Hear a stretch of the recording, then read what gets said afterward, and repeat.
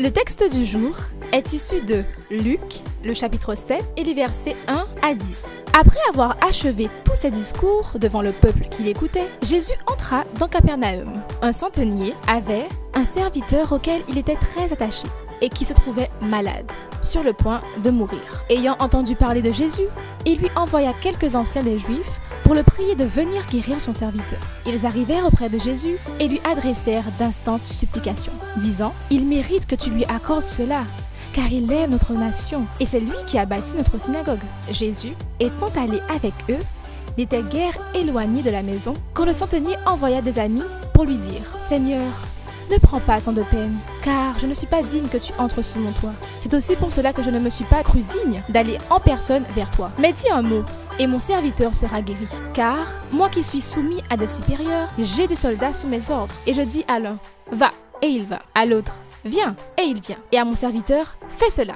et il le fait. Lorsque Jésus entendit ces paroles, il admira le centenier. Et, se tournant vers la foule qui le suivait, il dit, « Je vous le dis, même en Israël, je n'ai pas trouvé une aussi grande foi. » De retour à la maison, les gens envoyés par le centenier trouvèrent guéri le serviteur qui avait été malade.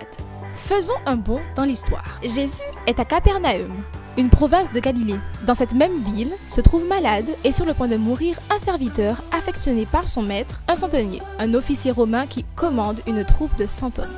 Ce centenier, ayant entendu parler de Jésus, envoie à sa rencontre quelques anciens des Juifs. Il le supplie, en vantant les mérites du centenier, de venir guérir son serviteur. Jésus, les ayant accompagnés et n'étant plus très loin de la demeure du Romain, voit venir à lui des amis de ce dernier qui lui tiennent ces propos. « Seigneur, ne prends pas tant de peine, car je ne suis pas digne que tu entres sous mon toit. C'est aussi pour cela que je ne me suis pas cru digne d'aller en personne vers toi.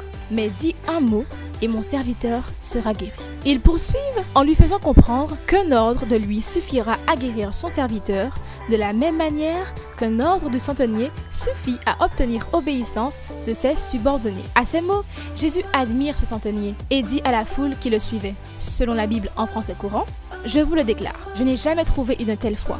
Non, pas même en Israël. » La qualité de la foi de cet officier romain est mise en lumière. Il croyait fermement que la parole seule de Jésus pouvait suffire pour guérir son serviteur.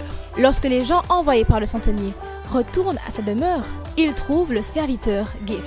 Ce que m'enseigne ce texte est que je peux m'approprier la foi du centenier en affirmant moi aussi à mon tour. « Seigneur, dis seulement un mot et ma vie sera épanouie. » Le message de Dieu pour moi, qui s'en dégage, est qu'il me suffit simplement de croire en lui et le bonheur, la réussite et la satisfaction tant souhaitées me seront immédiatement accordées par la foi.